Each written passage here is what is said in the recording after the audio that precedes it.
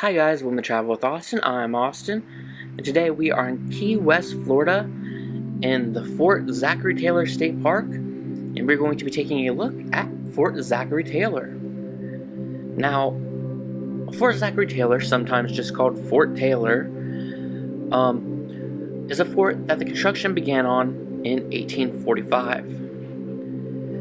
Now, in 1850, the fortress was named after U.S. President Zachary Taylor, who had died in office earlier in the year. Throughout the 1850s, construction on the fort was slow.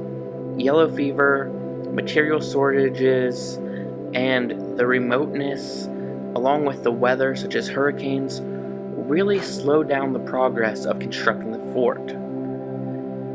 And prior to the beginning of the Civil War, the fortress was occupied by what would become Union hands. And the main role of Fort Taylor during the Civil War was to serve as headquarters for the U.S. Navy's East Gulf Coast Blockade, which basically meant that they would deter supply ships from reaching Confederate ports in the Gulf of Mexico. Now, Fort Taylor never saw any hostile action.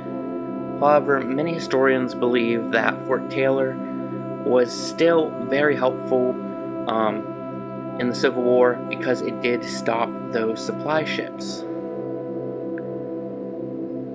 Now, this didn't just exist for the Civil War, of course, and was used again during the Spanish-American War.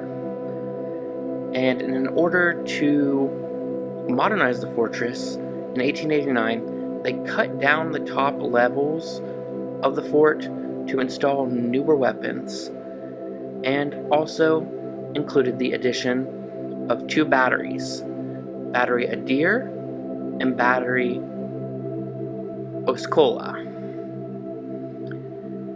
Then in the 20th century, they added even more sophisticated weapons and eventually even added radar. By 1947, though, the Armory turned over Fort Taylor to the Navy to maintain. And eventually, it was no longer used for any military purpose. And beginning in the late 1960s, lots of volunteers began excavating around the fort, and what they found were just whole rooms filled with guns that had been lost to time, with tons of guns and ammunition from the Civil War. Not only that, but they found tons of cannons too.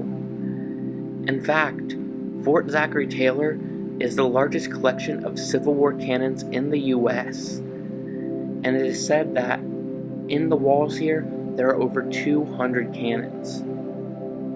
Now, in 1971, it was placed on the National Register of Historic Places. In 1973, it was designated as a National Historic Landmark. And then eventually, it was turned over from the Navy to the state of Florida, who reopened it as a state park. And now you can come and visit the fort, as well as go swimming on the beaches nearby, and it's just a very cool place to see. So that is a bit of the history, and now I'm going to let you continue to watch as we tour the fort, and I hope you guys enjoyed this video, and if you do, please give it a thumbs up and please subscribe. Enjoy the rest of the video.